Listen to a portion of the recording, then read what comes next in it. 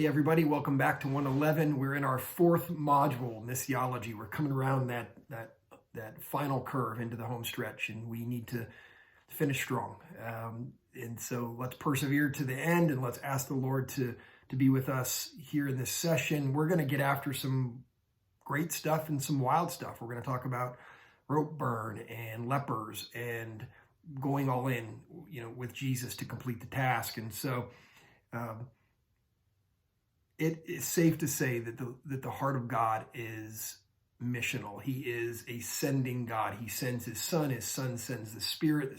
We are sent in unity with the Godhead to go and to connect with him. And so if your heart connects to the Lord, enough so that you would call yourself a believer, then it is safe to say that part of that heart connection, it isn't just about our intimacy with him in the closet. Is primary and as necessary and as glorious as that is, connecting our hearts to the Lord also means caring about what he cares about, who he cares about, going where he goes, doing what he does. And, if there's a mission that he lays out, then we say that mission is more important than anything in our lives, our egos, even our lives, that we would lay our lives down to see his purposes brought to their rightful end. And we know who wins at the end. At the end of this race, our side wins. If we don't quit, we win. And so I want to get into some, I don't know if it's hard stuff. It's not my aim or intention to be pointed or to talk down to anybody. Please, know that.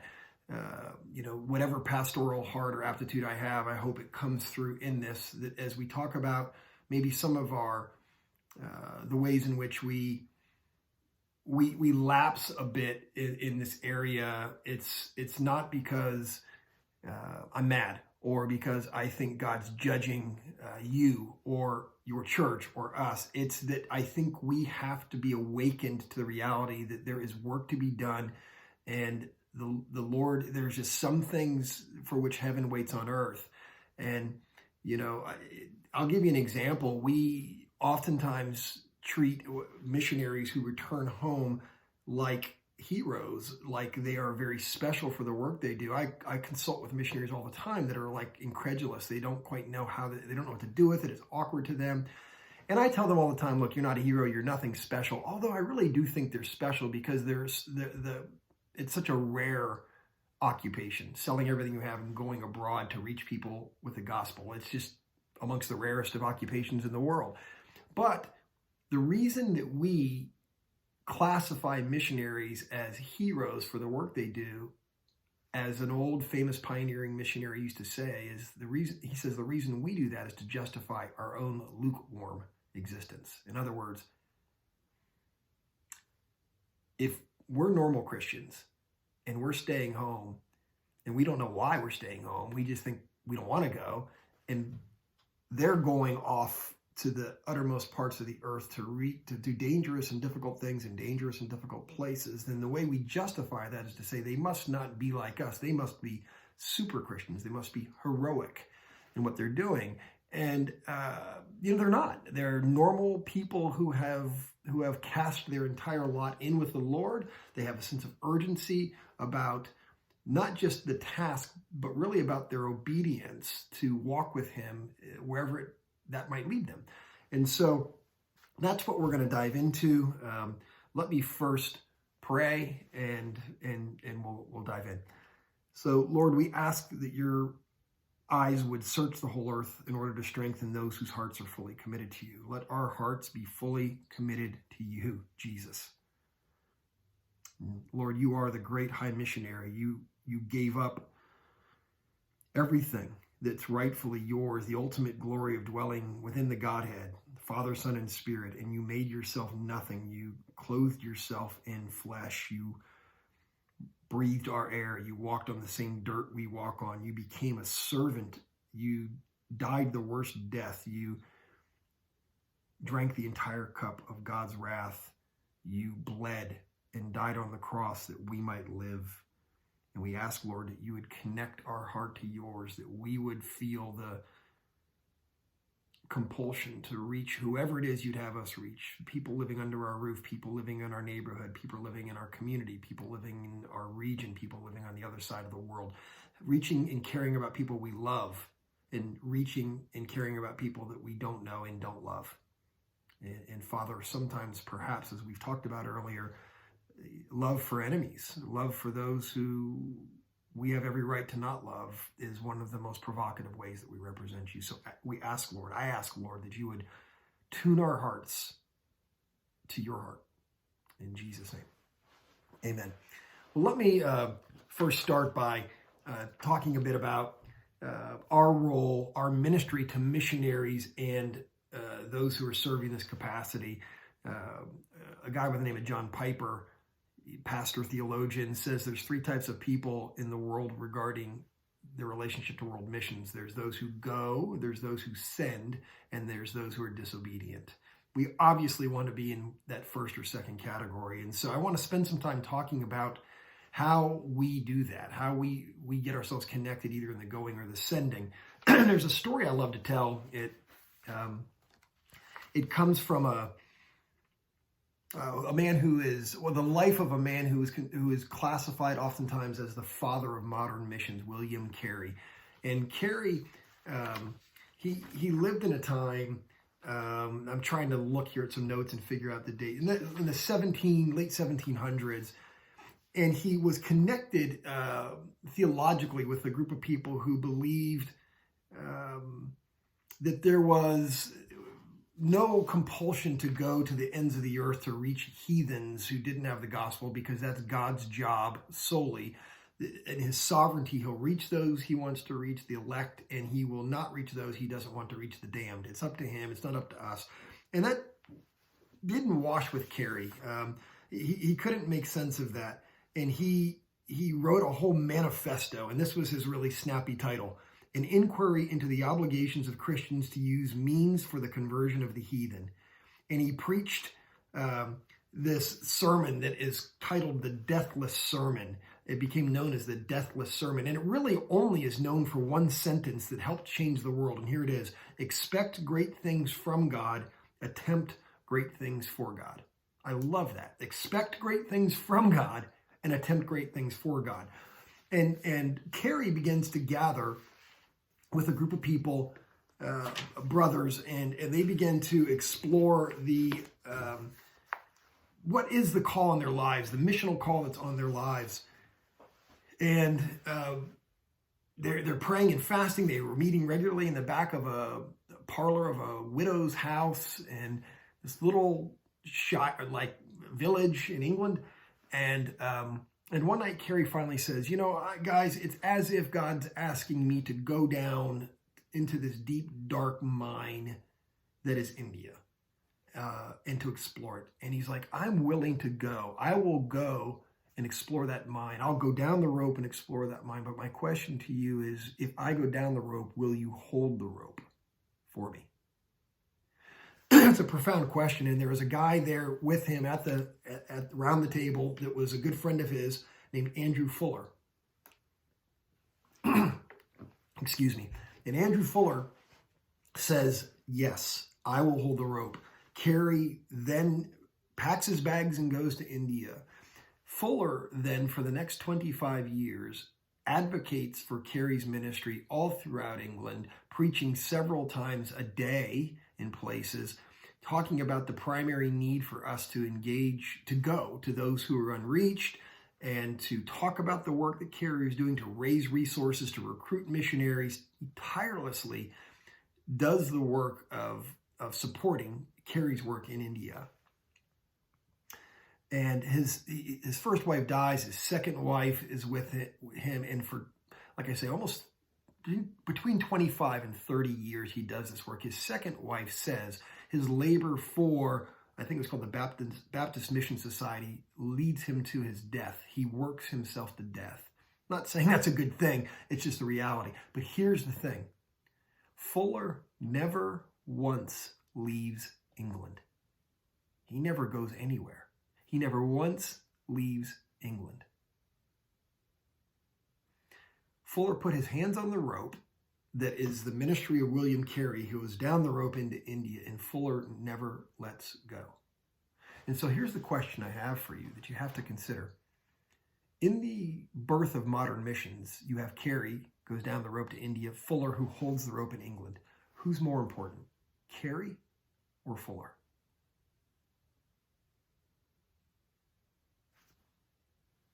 You really can't answer it, can you? It's the fact of the matter is that the equation doesn't work. The dynamic, the process doesn't work without both of them. Fuller holding the rope, Carey going down the rope. Carey won't go, doesn't matter how many ropes or how long Fuller holds the rope, he's doing it for nothing. And if Carey goes down and Fuller lets go of the rope, Carey's work doesn't work. I've often heard it said that there is in the missions world something akin to a necessary supply line like that existed in the First and Second World War, where every person who was fighting on the front lines was supported by 7 to 9 people who were in the supply chain. Beloved, this is the way it works. You can go down the rope, or you can get your hands on the rope and don't let go. That's where we get rope burn. We need to have rope burn and to be engaged. If you're not, and some of us are going back and forth on the rope, back and forth on the rope. I'm never letting go of that rope. I spend time with missionaries. I'm back here advocating for them. Look, just get yourself engaged in it. And I'm gonna get more into this here in a minute. I want to tell you though, I want to keep it real, and to attempt great things for God because you expect great things for God doesn't mean it will be easy. In fact, it often means it will be hard. And I want to read you some stories about what it's like for some of the people, the pioneers who I love. I'm going to read you in a little bit an excerpt from a sermon, if I can find it, from a man that I love dearly, who died in the jungles of Ecuador at the end of a spear. And if I can't find it, I'll just paraphrase it, or I'll post it later as part of the message. I thought I had it right here. Oh, I do have it right here. All right, good. But first, let me tell you about some of the pioneering names of the missions world. David Brainerd. Brainerd was born in Connecticut, and he's a missionary to the Native Americans here, living in New Jersey in the 18th century. Brainerd suffered from loneliness and depression. This is what he wrote. "I live in the most lonely, melancholy desert. My soul was weary of my life. I longed for death beyond measure." He chose to work alone rather than with a veteran missionary couple whom had been assigned to him. Maybe didn't make the best decision. Dorothy and Felix Carey. This is the wife and son of William Carey, who I've just mentioned. Both of them are born in England, and they become missionaries alongside her husband and father, Dorothy's husband, Felix's father, near the end of the 18th century. Dorothy and Felix were alongside of William Carey, father of modern missions. Dorothy was severely mentally ill, and Felix turned his back on God, deconstructs after serving briefly as a missionary. They got no help back home in England. It didn't work for them back there. The story is that Dorothy, well, I won't tell you. You can Google the story yourself if you'd like. Hudson Taylor, one of my absolute favorites, J. Hudson Taylor, born in England, 19th century missionary to China, at age 37, after 20 years of essentially being connected in missions. 37 years old, he's already been doing it for 20 years. This is what he writes. "Hope itself has almost died out." He had such an intense internal conflict that he agonized that, quote, "every day, almost every hour, the consciousness of failure and sin oppressed me." He sank into such a deep despair that he had the awful temptation even to end his own life. That's a direct quote. His wife stood between this is from a biography, quote, "Maria, his wife, stood between Hudson and suicide." Adoniram Judson, who was a famous pioneering missionary to Burma, when his wife and daughter died, his grieving process was so intense that it became a mental disorder for him. He became reclusive. He dug a grave in the jungle, and he remained, filling his mind with thoughts of death. He said, quote, "God is to me the great unknown. I believe in him, but I find him not." And fellow missionaries did care for him and dug him out of that pit and restored him, and he continued on. Mary Livingstone, she's the wife of famous missionary David Livingstone, and he sends her back to England. And when she gets back, she has to fend for herself. No one cares for her when she comes home. She becomes so distressed, she turns to a life of alcohol. And when David returns 5 years later, he doesn't really have time for her. It's not a great story. Let me give you you're like, man, this is depressing. What are you doing, Jeff? Why are you telling me this? I'm telling you this to say, if you're going to connect your heart to the missional purposes of God, it doesn't mean that life's going to be easy. And the last thing in the world I want you to do is sit there and go, oh, it sounds romantic. I'll go. Count the cost, beloved, but we still have to go. Here's a final missionary that I'll tell you about. Are they servants of Christ? This is I'm quoting him. Are they servants of Christ? I'm a better one. I'm talking like a madman with far greater labors, far more imprisonments, with countless beatings and often near death. 5 times I received at the hands of the Jews the 40 lashes less one. 3 times I was beaten with rods. Once I was stoned. 3 times I was shipwrecked. A night and a day I was adrift at sea, on frequent journeys, in danger from rivers, danger from robbers, danger from my own people, danger from Gentiles, danger in the city, danger in the wilderness, danger at sea, danger from false brothers, in toil and hardship, through many a sleepless night, in hunger and thirst, often without food, in cold and exposure. And apart from other things, there is the daily pressure on me of my anxiety for all the churches. Who is weak without my feeling that weakness? Who is led astray and I don't burn with anger? This is Paul the Apostle being real and raw about what it looks like to be at the center of God's will. And so I bring that to your attention to say we have to be engaged in the process of caring for people who go. We have to get our hands on that rope. And I'm telling you that there's a call on your life that is not transferable to somebody else, to either go or to send and to be part of that process. And so that's kind of the background I wanted to use. That's kind of sort of a lengthy introduction for us to be able to dive into the Word. And so I want you just to grab your Bibles and open to 2 Kings chapter 7. I'm going to walk through a story there. I'm going to get there myself. Helps if you're actually in the right book. All right, let's see. Here we 7. Okay, here we go. So my goal really here is to ask or answer the question: how then should we live? In light of God's mercy, in light of what He's done for us, the call that's on our lives, in light of our high Christology and our complete conviction, our confidence that we win, our eschatological lens is we know the end. In light of the ecclesiological structure that we have of knowing that this is God's plan A to build up this community of people, faithful people who are called out and sent, missiologically into the world. In light of that, how should we live our lives? And that's why I prayed the prayer that I prayed. Lord, let your eyes search the whole earth for those and strengthen those whose hearts are committed to you. We want to, in light of what you've done for us, be ready and willing to go with you. If I were to have a title for this passage of scripture, preaching through it, and I'm bad at titles, this would be my title: That Time When God Used 4 Lepers to Save a Nation. If He can use them, He can probably use you.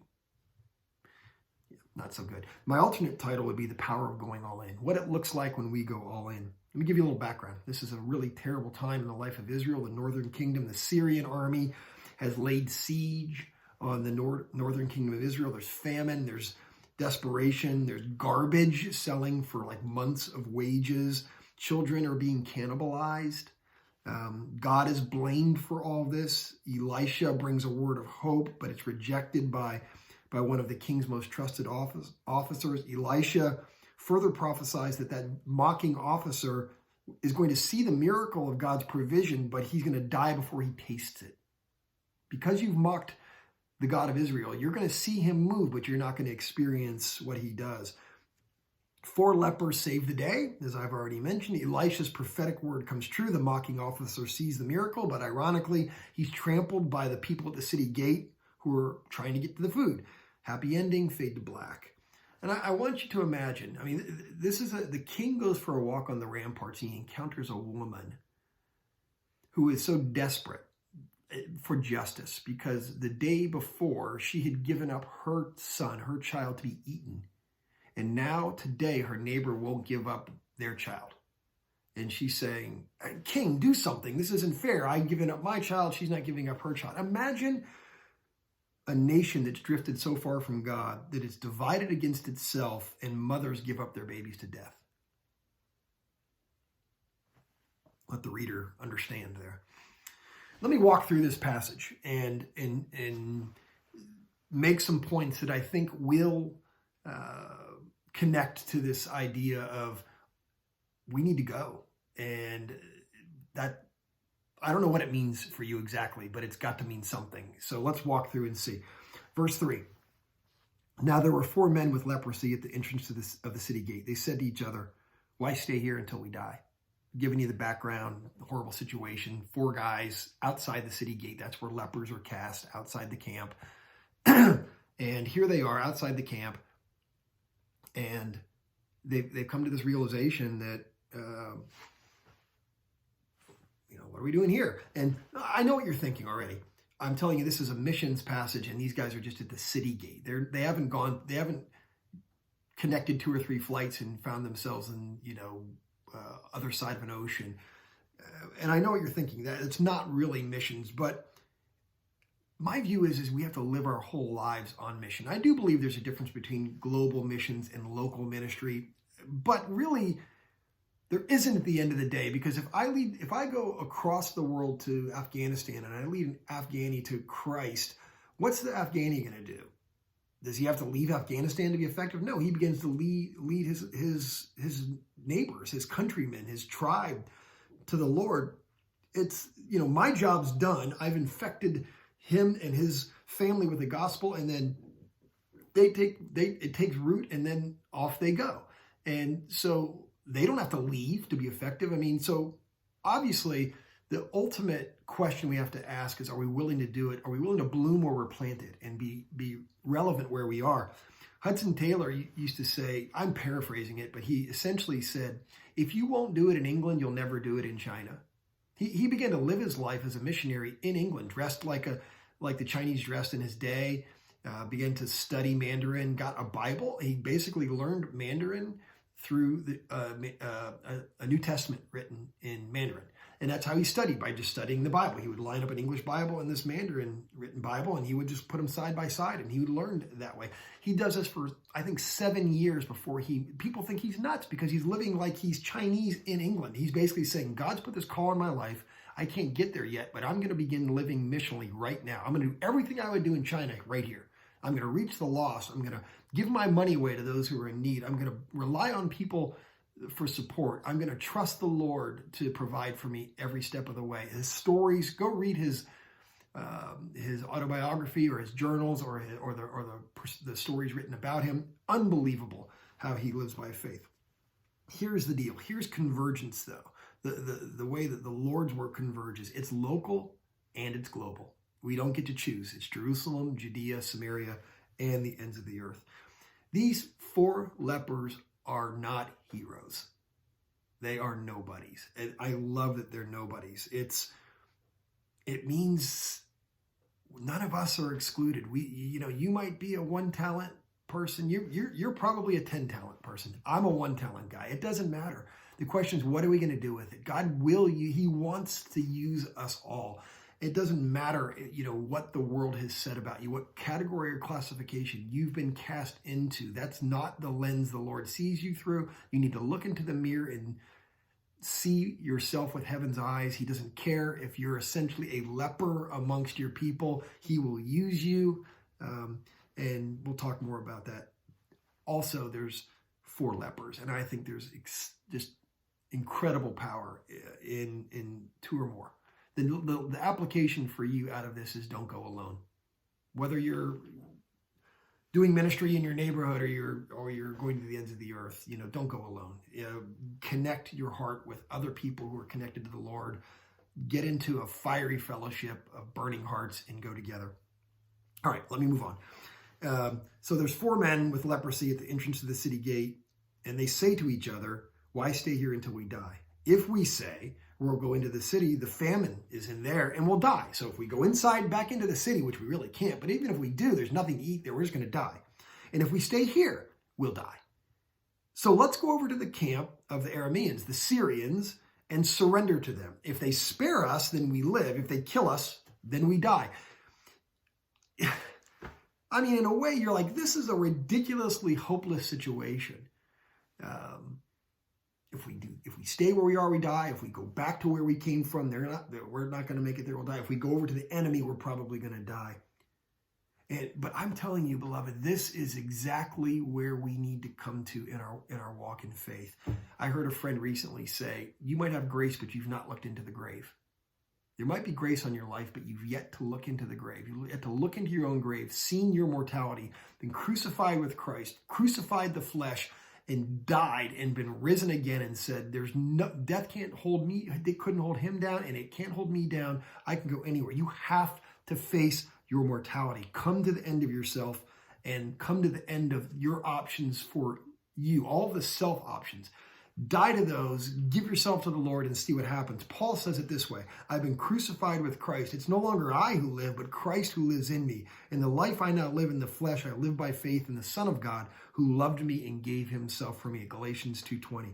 Jesus doesn't want to make your life better. He's not looking, I think I've preached this. He's not looking to come in and just to make you your best you. He's not so much interested in your best life now. He wants you to die to your life and to come into his life and to have his best life now. This is what I wanted to read to you. This brings me to what I wanted to read to you from one of my absolute heroes. I know I'm contradicting myself.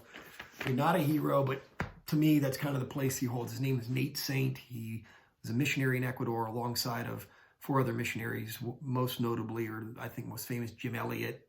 His wife was Elizabeth Elliot, who wrote books about this experience. He and his friends died at the hands of some folks a tribe who lived in the jungle. They at the time were just called Aucas, which meant savage, a horribly derogatory term.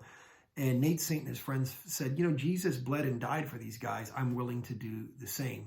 They're called the Wairani. I've met them. I actually met the man who killed Nate Saint.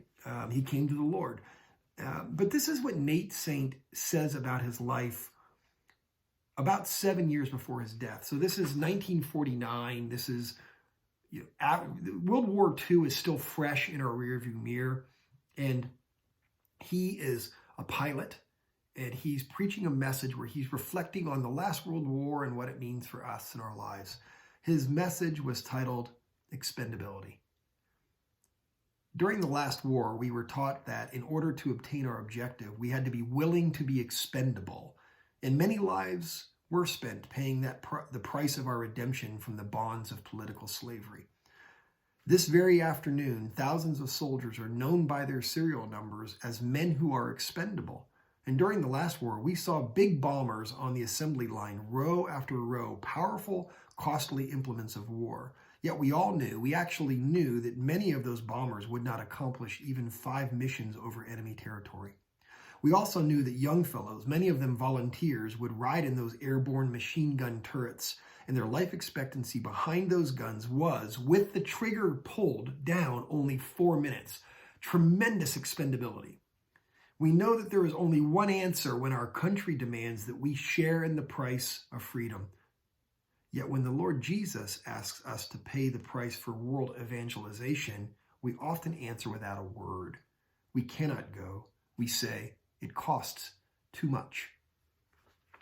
Missionaries constantly face expendability, and people who don't know the Lord ask, why in the world would we waste our lives as missionaries? They forget that they too are expending their lives. They forget that when their lives are spent and the bubble has burst, they will have nothing of eternal significance to show for the years that they've wasted. Some might say, well, isn't it too great a price to pay? When missionaries consider themselves, their lives before God, they consider themselves expendable. And in our personal lives as Christians, isn't the same thing true of us? Isn't the price small in light of God's infinite love? Those who know the joy of leading a stranger to Christ and those who have gone to tribes who have never heard the gospel gladly count themselves expendable, and they count it all joy. There's power in expendability. There's power in coming to the end of ourselves. And these four men, these four lepers, came to the realization that they're expendable. They were cast outside the city gate. They were not welcome. They had to live outside the camp, feed on garbage. They're surrounded by death. They're desperate. Something had to change. It just got to the point that the pain of staying the same was greater than the pain of changing. So something had to change. There's a certain severe mercy in that type of awareness of knowing, look, I can't keep living like I'm living. Jim Elliot, the friend alongside Nate Saint, said this: when it comes time to die, make sure all you have to do is die. And,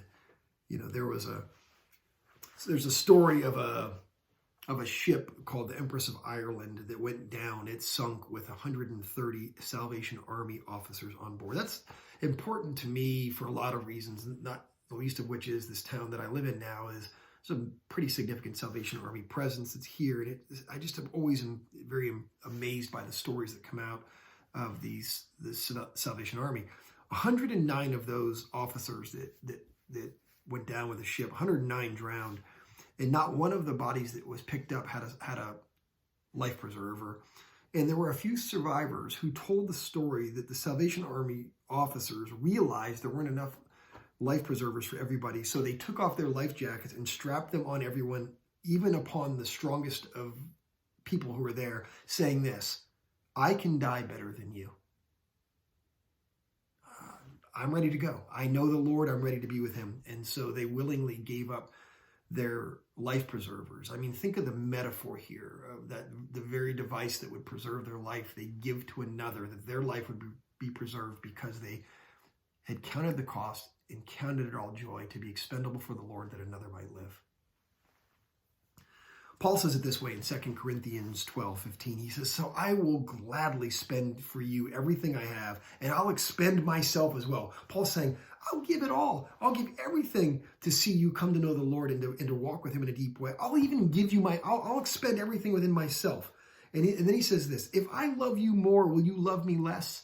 Like he's saying, I'm not asking for anything in return. I'm just going to give you everything I have. And if I expend myself in love for you with everything I've got, what's that going to produce out of you?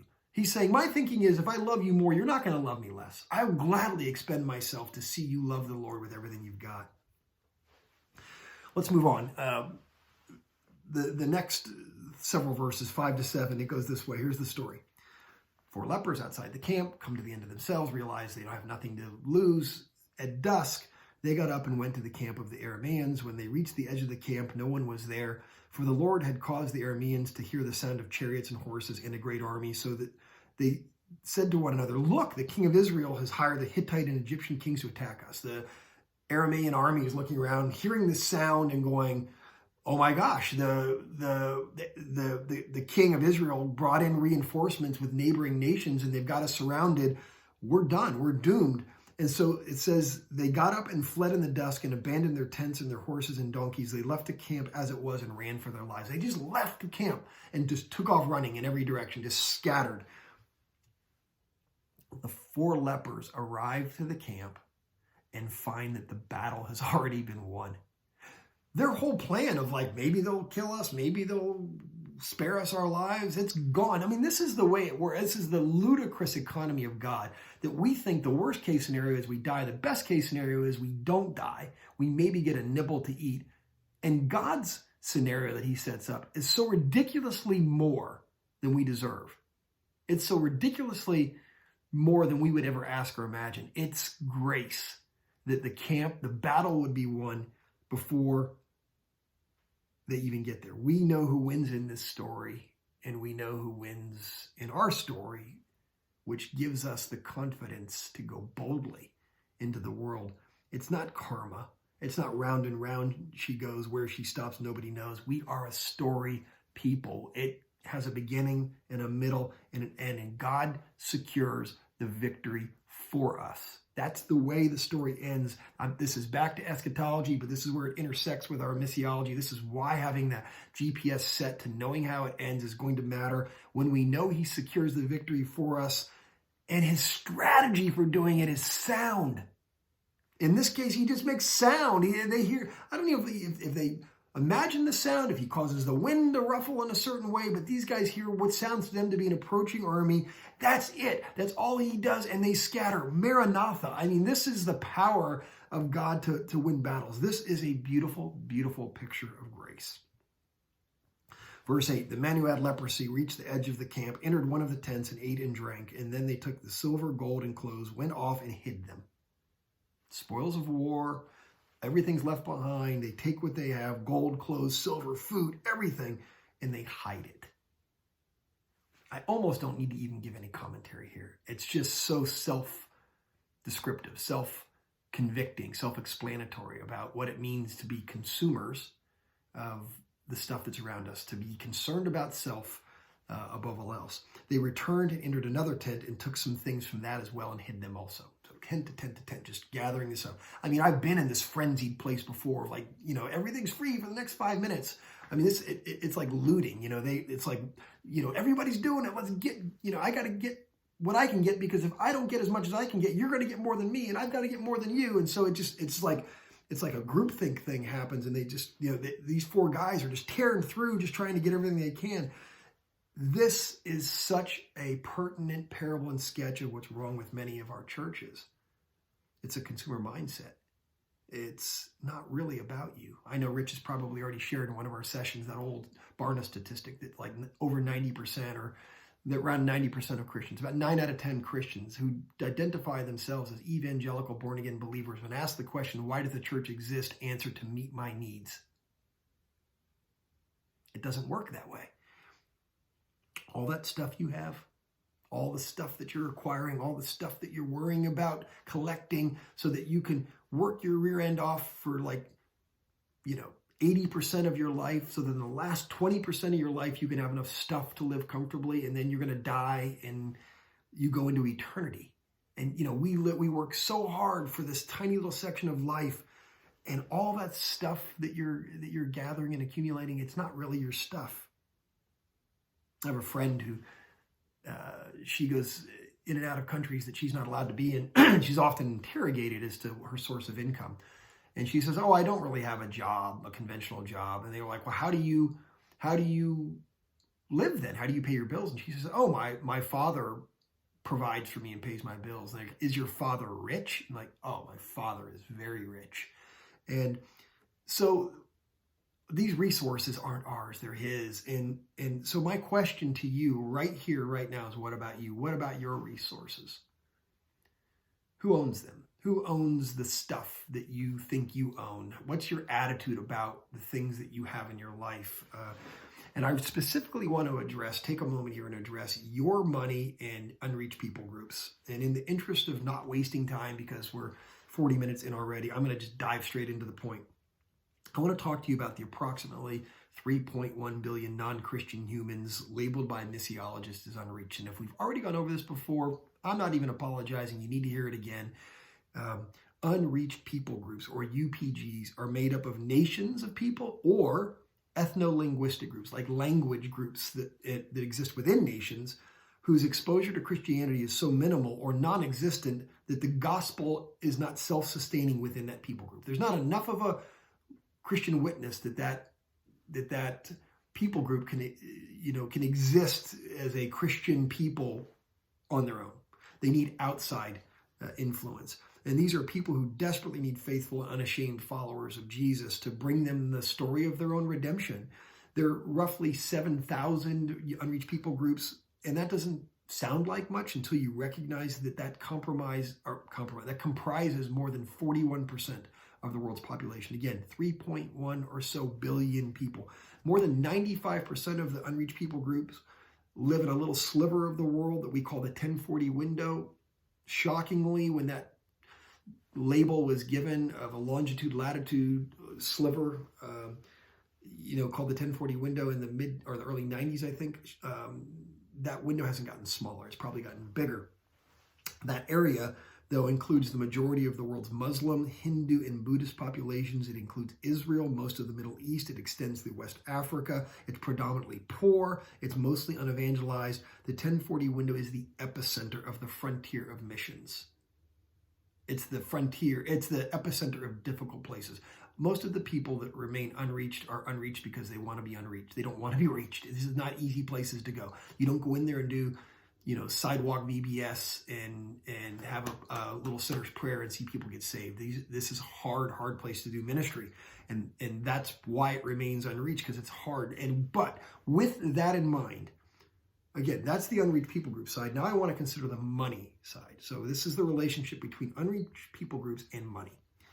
Here are some statistics to consider. The annual income of all church members in the U.S., this is maybe some older statistics, but it's not lower than this. It's probably higher.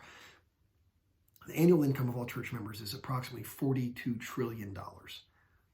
The amount of money that's given by those church members that earn 42 trillion. You do the math. You go, okay, tithing, 42 trillion. So a tithe of 42 trillion would be about 4.2 trillion. So that's going to be the next number Jeff gives. The entire amount given to Christian causes by this group of church members should be about $4.2 trillion in relation to that income. Got it? The amount given to any Christian cause by this same group of people is 700 billion. It's nothing close to the idea of the tithe. And people say, well, is the tithe in the Old Testament really make its way into the New Testament? No, not exactly. Jesus doesn't ever say give 10%. He says give 100%. So, but here's the number, 700 billion, which is also about how much we spend each year in America on Christmas. So we spend about the same amount on Christmas each year as we give to all Christian causes, churches, organizations, everything. Of that 700 billion, here's how much of that is set apart for missions. About 45 billion of the 700 million is given to missions. So less than 10% of the total giving of Christian causes goes to the missions world. That's 45 billion is about the same amount we spend each year in America on dieting programs. All right, 45 billion. Now, I'm boring down to the unreached people groups. The amount of money out of all of that, the 700 billion, 45 billion of that goes to missions. The amount of money that goes towards unreached peoples is estimated at 450 million. So like 1/10 of 1 cent out of every dollar that's given to missions goes to unreached people groups. So almost half the world's population, the hardest people to reach, the most difficult place to do ministry, are receiving like less than a penny of our missional giving, which is less than, it's like way below what the total giving should be. I mean, I hope the numbers really get you. And here's the thing, that 450 million that we give to unreached people groups is about the same amount of money that Americans recently spent buying Halloween costumes for their pets. About the same amount of money spent by Americans to buy Halloween costumes for their pets is given to reach the unreached. That's what we see happening in this passage. These guys go into the camp, they see the spoils, how good God has been to them to give them all this, and they immediately hoard it for themselves. Verses 9 to 11. They come to themselves. The light turn on, and they say to each other, what we're doing here is not right. This is a day of good news, and we are keeping it to ourselves. If we even wait until daylight, punishment will overtake us. Let's go at once and report this to the royal palace. So they went and called out to the city gatekeepers and told them, we went into the Aramean camp and no one was there, not a sound of anyone, only tethered horses and donkeys, and the tents left just as they were. The gatekeepers shouted the news, and it was reported within the palace. These 4 lepers know the truth. And the truth is that there needs to be upon our lives an urgency an urgent motivation to share the good news. The nature of good news, I think we talked about this, is it goes out on its own, but there has to be an urgent need within us to catalyze it, to do something with it, to recognize it's not right to keep this to myself. This is a day of good news. I can't even wait until morning. I'm recording this at night, and I feel right now the compulsion to go share the gospel. I don't want to wait until morning. I mean, I feel the weight of this on me every time I explore this passage. These 4 lepers know the truth. God has provided life for them and for the people of Israel. If they don't do something about it, punishment's coming on them. Let's go. Let's do it now. I don't want you to be motivated by punishment. That's not what I'm getting at here. But all I'm saying is there has to come a point where we become bound. We become burdened by this obligation to notify the dying cities around us. We have to become bearers of good news, evangelists, missionaries. That's who these guys become. They're literally bearers of good news. They become missionaries under their own people by bringing the good news that salvation, literal life-giving resources are there for them.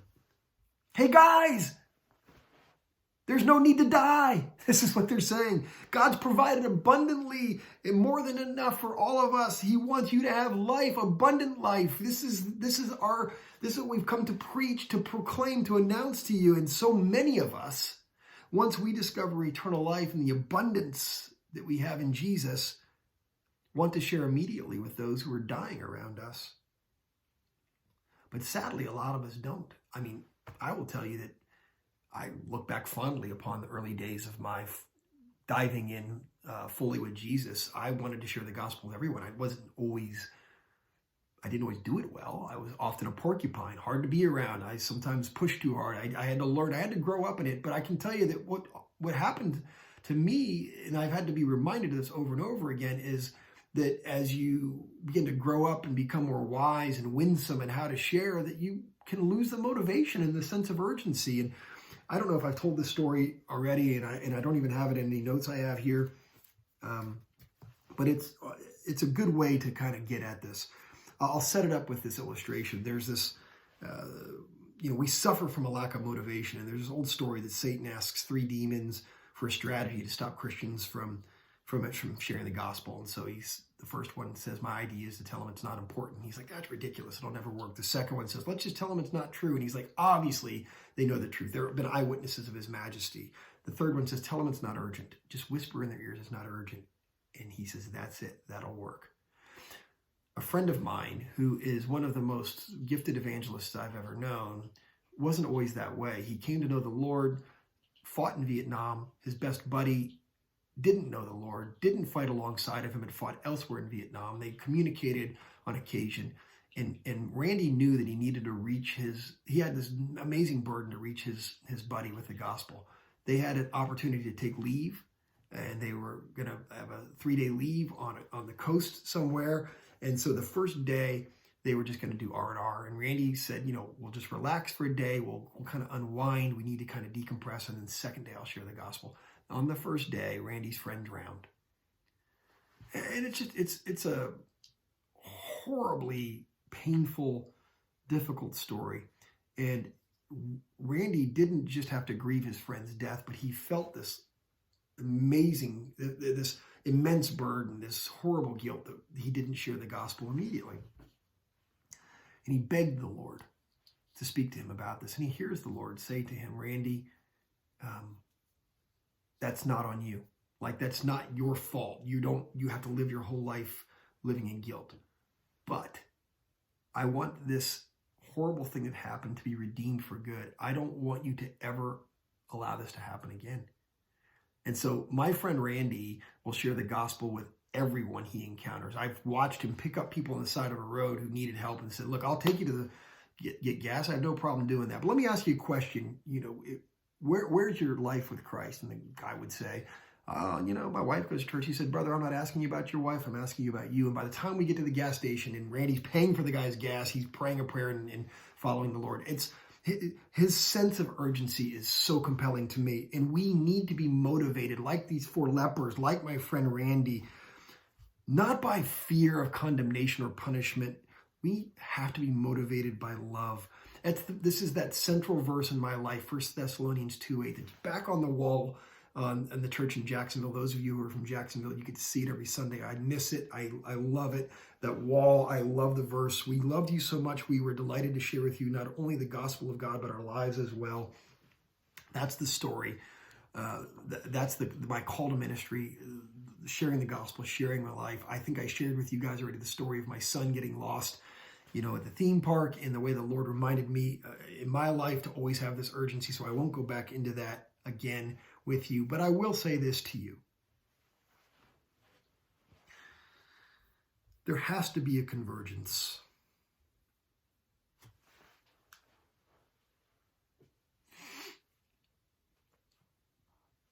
There has to be a point in your life where you become so motivated by love that you become so overwhelmed at the mercy of God that when you deserve nothing, when you actually deserved punishment and condemnation, you didn't get what you deserved. That by his mercy, he came and made a way for you to have eternal relationship or eternal life with him.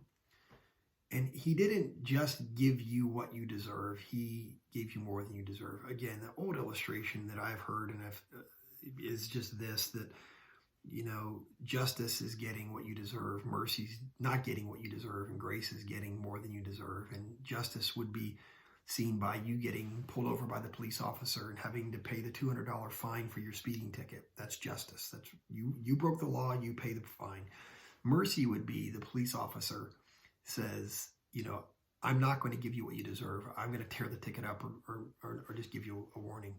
But grace is the police officer saying, I'm not going to put the penalty of this violation on you. I'm not going to tear it up either. What I'm going to do is I'm going to take the resources out of my own pocket. I'm going to pay the fine on your behalf. That's grace. And that's what happens. That's what the lepers experience when they get into the Aramean camp, is they're like, they didn't deserve any of this. This is so much more than they merit. They didn't do anything to get this. And it's so much more than they need. And this is the beauty of grace. God will give us more grace. And as he gives us more grace, we can afford to give it away. It's not a zero-sum game. I used to say to my kids when they were young, like they would want to hoard their food. It's like we'd go to McDonald's and we'd get a big thing of fries and they'd want to take all the fries so their siblings and I couldn't have any. And I would say to them, I have enough money to buy all of the French fries that they can make in here today. You don't have to hoard. We can get more fries. And we can't have this zero-sum theology that whatever God's provided for you is all that you need it all. You can give it away. You can give away everything he's given you. You can give away. Look, I'm going to even push you to say you can give away your resources. And this is where the rubber meets the road. This is where it gets difficult, because he says to us, and we are all rich. We are all abundantly rich in comparison to the world. We're all rich young rulers. And he says to us, well, maybe not young. We're rich rulers.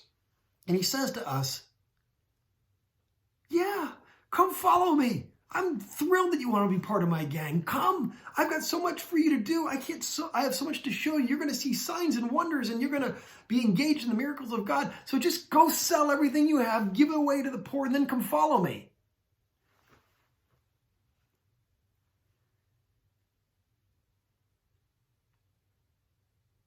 And then we're not quite sure if it's worth it. We're not quite convinced that he's worth it. And we need to be captured, our hearts captured like David. David in Psalm 27 says, there's one thing I ask and one thing I desire. One thing I ask. That's prayer. He's surrounded by enemies. He's broken God's law, but he comes to the realization that his entire heart just wants to be with God and to observe his law, to live according to his will. He says, one thing I ask, one thing I desire is to dwell in the house of the Lord, to seek his presence and to dwell in his house. Think about that. David's so driven by his desire he says it's so worth it. Everything you are, God, is so worth it, that my one prayer, think of all the things that you have in your life right now that you're praying for. If you have children, if you have parents that are alive, you have siblings, if you have jobs that are at risk, you have all of the things that you're burdened by. David was burdened by those things on steroids. And he says, the one thing that I ask is this, just that I could be with you. And he's surrounded by his enemies, and he's not saying, the one thing I seek is that I could have a vast empire and a castle that would protect me from my enemies. He says, look, the one thing I want in order to be safe is not a castle where I can hide. I want to be with you. What can they do to me then? Yea, though I walk through the valley of the shadow of death, I fear no evil, for thou art with me. I can walk through the most difficult things because you're with me. And this is exactly what has to happen, is there has to be this convergence where the missional purposes of God and our hearts that have been lit on fire by his love for us connected us in a way where we're like, I'll give the rest of my life to it. Remember my story about losing my son in the theme park. I will lock this place down. Not a person's leaving until I find that one that's lost. This is Jesus leaving the 99 who are safe if you come watch my sheep for the weekend, my 100 sheep, and one gets away, and I come back and I go, how did it go? And you're like, man, I went to find the one lost sheep and then the 99 got killed. I probably would be upset about that. I would think that's not good shepherding. But in the economy of God, he says the 99 that are in the flock are safe. I'm not worried what's going to happen to them. But the one that's lost, everything, all the resources are going after them. When I find him, I bring him back. There's joy over one. And once our hearts get connected to that joy, there's convergence. What he's done for us and what he wants us to do to passionately to reach the one who's out there who might hate us, that might want to see our heads chopped off. This is literally what sometimes it looks like in the unreached people groups of the earth that remain. It's not easy. It's not always easy places to go, but it's also not always so easy to go next door anymore with your neighbor who voted for the other candidate than you, or has a different perspective on, pandemics or whatever. They don't raise their children the same way you raise their children. It's risky, but you need to fling open the doors of your house and invite them in, or go into their house and bring the gospel with you. And so I'm telling you, you have to be motivated by love. And I'm going to give you a few applications. And I want to make the first application really simple. Because honestly, I don't know how many of you have done this. This is such a simple task. But since we're talking about global missions and the need to actually go to the uttermost parts of the earth, my question to you is, do you have a passport? Do you have a passport? If you don't have a passport, finish this episode, pray, and then apply and get yourself a passport. Why? I'm not saying that you're going to go next week to fill in the Blankistan or wherever. I'm not saying you're going to ever leave the country.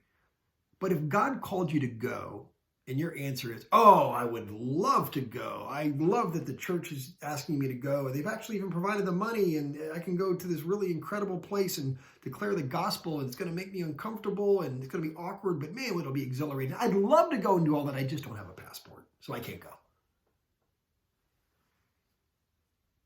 The greatest ability that I think we will ever bring to the Lord is availability. There's a wonderful song. I hope I remember to do all the things I'm saying I'll do, but there's a great song that I heard played at a missions conference that's called Available. And it just says, that's the cry out to God in the song is, I'm available. You called, I heard your call, and I'm here and I'm available. And so just get a passport.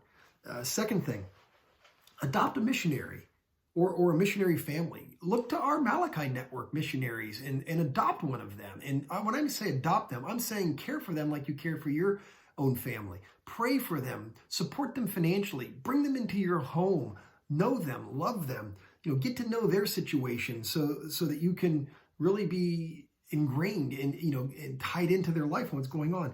And beyond that, maybe go on a short-term trip. Go somewhere. Look, we're not always going to borders aren't always going to be closed. And a friend of mine told me he saw a banner on a wall in a church somewhere in Latin America that said, "There are no closed borders to those who are willing to take the gospel and not come back." And so I'm not asking you to go and pack your stuff in a coffin, but I'm saying at least you can go on a short-term trip. If you're single, you don't have to ask anybody. Just go. I mean, if you're if you're in this class, you're a single adult. You don't have to ask your parents. You don't have to ask your spouse. You don't have to ask your kids. You can go. If you're married with family, then maybe you and your spouse need to pray. I would even encourage you to finish this and pray. Just say, hey, we should pray about going somewhere. If you have a family, take your family. Go on a family trip. It's the best thing I've ever done. The best vacations I've ever taken were taking my kids with me to go to places to see God's activity at the ends of the earth. If you have a small group, go together. Go as a small group. Short-term trips are not... Long-term missionaries don't love short-term trips because it takes a lot of attention, a lot of focus, a lot of energy. But I'll tell you this, they're still necessary because 90% of all people who end up going into long-term missions, their portal in, their gateway in is a short-term trip. I'm literally filming this episode in the headquarters of an organization that has perfected almost the art of taking people on short-term trips. We can help you do this if you're just willing, if you're available. Finally, commit to give by faith over and above your regular giving. I'm not asking you to take money out of the bucket that you faithfully give to the church. Frankly, if you're not faithfully giving to your church, then start there. Just start giving and go to your church. Go to the missions pastors of your church or whoever's making those decisions in your church and say, look, if I'm giving faithfully to the church, tell me. This isn't an accusation. This is, let's talk about how our church is supporting missions. That's great. But I'm asking you, once you've done that, I'm asking you to go over and above your regular giving and to give by faith. I mean, by all means, give to the Malachi Network. Give into our general fund that we could continue to expand our work and our reach to the ends of the earth. We have incredible, pioneering church planters and missionaries who I think are doing wonderful things. I would love to see you support, that work. But it doesn't have to be. It could be any missionary organization. I'm just saying, get in the game. Get your hands on the rope and don't let go. Again, if you're married, have a conversation about it. Pray about it together. I don't have a snazzy closing. This is why I need Rich alongside of me to share a really fantastic closing. I'm just asking you to connect your heart to a story like this one that we've looked at in 2 Kings 7. Sorry guys, technical difficulties, but back with you. What I was saying was, I just want you to connect your heart into a story like we see in 2 Kings 7. And, you don't really get to choose so well or so much who you are in the story. The role of Elisha is taken. You don't get to be the king. You don't get to live in the city necessarily. I guess you could put yourself there, but I don't know if you're really in any different shoes. It's pretty desperate inside the city. If you want to be a fleeing Aramean who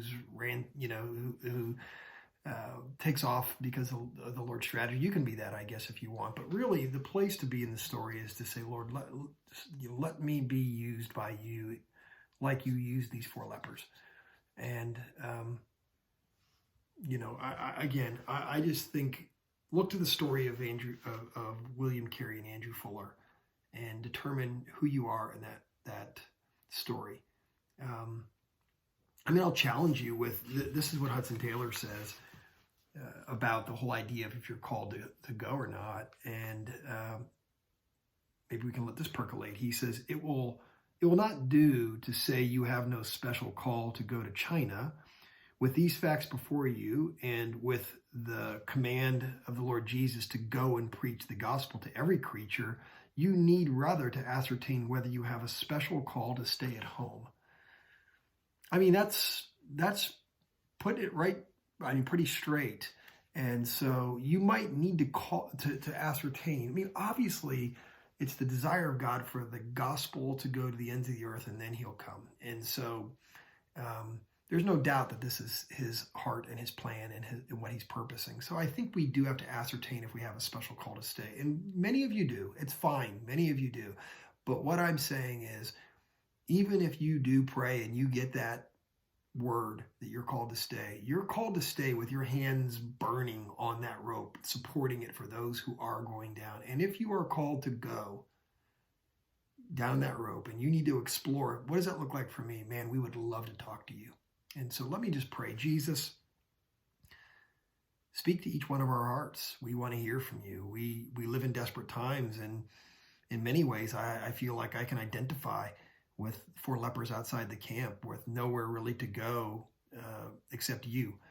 I feel like you alone have the words of life. And so I've counted myself like Paul, crucified with you. And I want it to be true of me that I no longer live, but it's you who lives within me. And I pray that over my sisters and brothers here in 111, that we would count ourselves as being finished for self and totally committed to you. There is power in going all in.